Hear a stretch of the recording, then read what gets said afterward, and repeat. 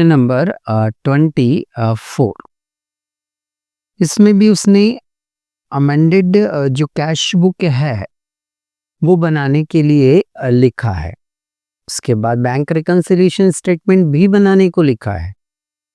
ठीक है, तो हमें क्या ध्यान रखना है, अमेंडमेंट कैश बुक में जो ट्रांजैक्शन हम कहाँ लिखते थे, बैंक रिकंसिलिएशन स्टेटमेंट में लिखते थे, वो ट्रांजैक्शन यहाँ ना लिखते हुए डायरेक्ट मुझे क्या करना है, इस कैश बुक में लिख देना है। इसलिए इसको क्या बोलते हैं हम, अमेंडेड कैश बुक। ठीक है, कैश बुक के डेबिट साइड क्या लिखा जाता है, जो रिसिप्ट्स होती है, जो रिसिप्ट्स होती है, जो इनकम होती है ना, उनको हम डेबिट साइड लिखते हैं। शॉर्टकट में बोलें तो ऐसी अमाउंट जो हमारे बैंक बैलेंस को बढ़ाएगी, ऐसी अमाउंट जो हमारे बैंक बैलेंस को क्या करेगी, बढ़ाएगी, उसे हम डेबिट में लिखते हैं। क्रेडिट में क्या लिखते हैं, बोले सर जो भी पेमेंट होते हैं वो सारे पेमेंट हम कहाँ लिखते हैं, कैश बुक के क्रेडिट साइड में। या जो एक्सपेंसेस होते हैं, भाई पेमेंट किसका होता है, एक्सपेंसेस का ही तो होता है, तो वो क्रेडिट में लिखेंगे। शॉर्टकट में कहें तो ऐसी अमाउंट क्रेडिट साइड में लिखना है जिनसे हमारा बैंक बैलेंस क्या हो, माइनस हो। ठीक है, अच्छा ये जो अमाउंट का कॉलम है ना कैश बुक में, आप ये मत समझना कि कैश का कॉलम है, ये जो कॉलम है ये बैंक का कॉलम है। यहाँ भी ये जो अमाउंट का कॉलम है ये बैंक का कॉलम है, मतलब बैंक बैलेंस का कॉलम है। ठीक है, चल स्टार्ट करते हैं। तो हमें अमेंडमेंट कैश बुक में check issued but not yet presented for payment, amendment cash book में नहीं लिखना है, इसको हम बीआरएस में लिखेंगे।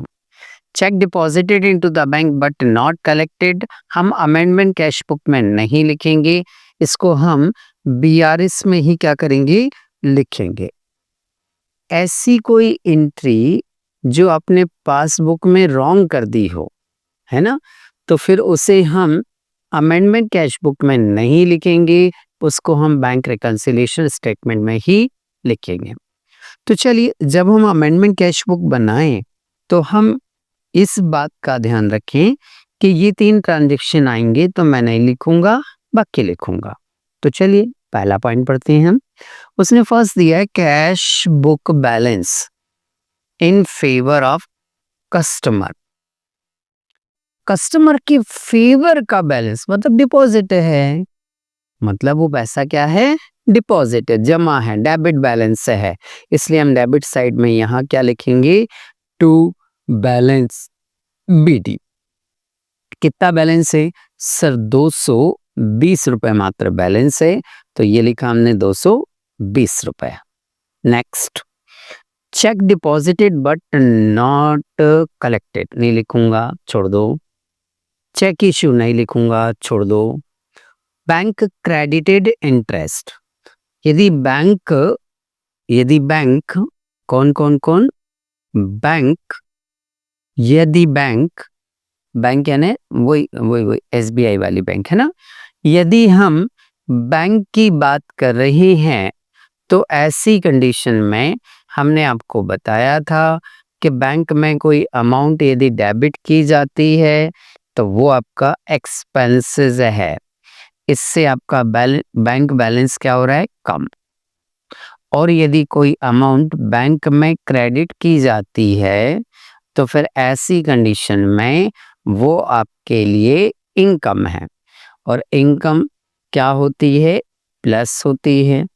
तो अभी उसने क्या लिखा है, अभी उसने लिखा हुआ है कि bank credited interest, credited interest मतलब ये इनकम हो गई, और इनकम है तो प्लस में आएगी, और प्लस का अमाउंट का प्लस का अमाउंट हम कहाँ लिखते हैं, बोले सर प्लस का अमाउंट जो है वो हम डेबिट साइड लिखते हैं।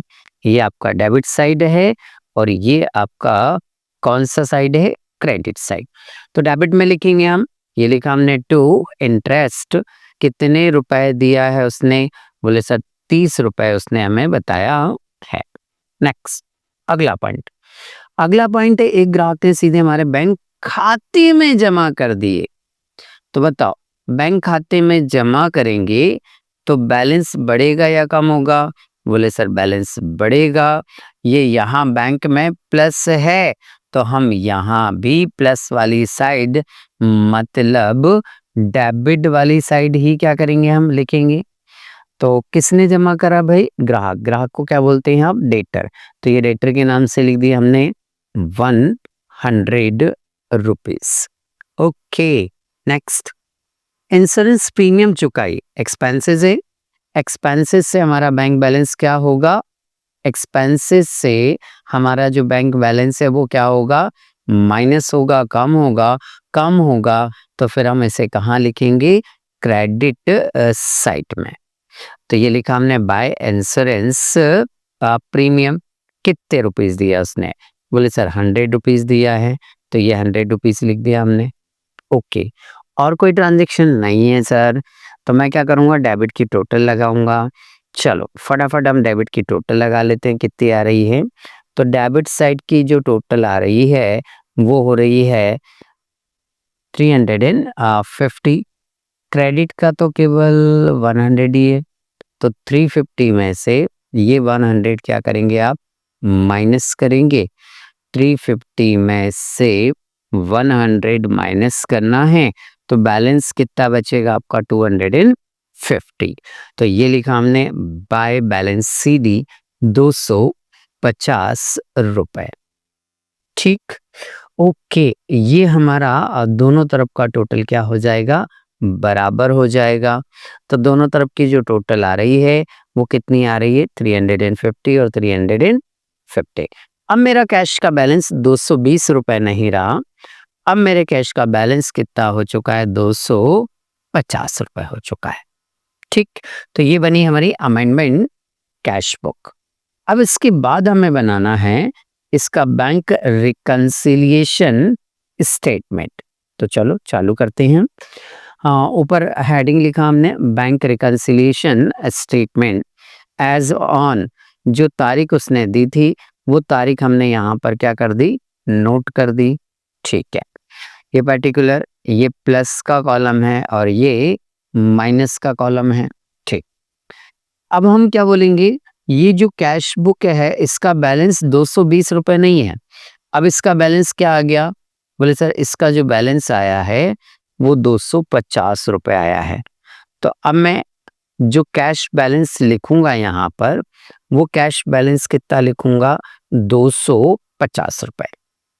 ठीक, तो balance as per cash book किसके अकॉर्डिंग, भाई ये जो बैलेंस उठाया आपने वो कहाँ से उठाया है, बोले सर कैश बुक से ही तो उठाया है। तो जब आपने ये बैलेंस कैश बुक से उठाया है तो यहाँ पर हम नोट क्या करेंगे, balance as per cash book. ठीक है सर, अब इसके बाद आगे बात करें हम, तो 250 हमने लिख दिया, और क्या आएगा, बोले सर वो जो 3 एडजस्टमेंट है ना, वो जो 3 एडजस्टमेंट हैं इनमें से यदि कुछ आया तो मैं यहाँ बैंक रिकंसिलिएशन स्टेटमेंट में क्या करूँगा, लिखूंगा। तो देखते हैं भाई क्या आता है, एक एक पढ़ते हैं पॉइंट। पहला पॉइंट उसने बोला है कि check deposited but not collected, check deposited but not collected, है ना। तो बट नॉट कलेक्टेड कहाँ आता है, माइनस में आता है, कहाँ आता है, माइनस में आता है। तो हमें क्या करना है, इसको माइनस में लिख देना है, ये लिखा माइनस में। तो कितना अमाउंट बताया उसने, 500 रुपीज। ओके नेक्स्ट, अगला है हमारा कि चेक इश्यूड, ये चेक इश्यूड आता है स्टेटमेंट में। तो चेक इश्यूड जो है वो कहाँ आता है, प्लस के कॉलम में आता है। चेक इश्यूड कहाँ आता है, प्लस के कॉलम में आता है। तो हम इसे कहाँ लिखेंगे, प्लस के कॉलम में। प्लस के कॉलम में मतलब मैं इसको ऐड करूंगा, और अमाउंट कहाँ लिखूंगा मैं, प्लस के कॉलम में। ये लिखा हमने 1500। ओके, बस दो ही इफेक्ट है, बाकी तो हम सब कहाँ उठा उठा के लिख चुके हैं, ये जो हमारी अमेंडमेंट कैश बुक है इसमें उठाकर लिख चुके हैं। ठीक है भाई, अब हमें क्या करना है, टोटल लगानी है। अब हमें क्या करना है, टोटल लगानी है। तो चलिए दोनों साइड की हम टोटल लगा लेते हैं। हाँ, दोनों साइड की टोटल की बात करें तो डेबिट की टोटल इजीली लग रही है, 1750 रुपये हो रही है। क्रेडिट की टोटल की बात करूं तो 500 रुपये है। इस 1750 में से 500 रुपये को मैं रफ में माइनस करूंगा तो 1250 आएगा। ये जो 1250 है मैं उस साइड लिखूंगा जिधर की टोटल क्या होगी, ज़्यादा होगी। मेरी टोटल कहाँ की ज़्यादा है, बोले सर मेरी टोटल जो ज़्यादा है वो प्लस की है, तो मैंने ये 1250 कहाँ लिख दिए, प्लस में। ओके, मैं सवाल काहे से कर रहा था, बोले सर आप सवाल जो कर रहे थे वो सर कैश बुक से कर रहे थे, तो मेरा जो आंसर मुझे नोट डाउन करना है वो काहे से नोट डाउन करना है, पासबुक से नोट डाउन करना है। तो हम यहाँ पर लिखेंगे कि deposit balance as per passbook. Okay, ये 1250 रुपये हमने नोट डाउन किया, तो यहाँ आकर हमारा ये क्वेश्चन कंप्लीट हो जाता है।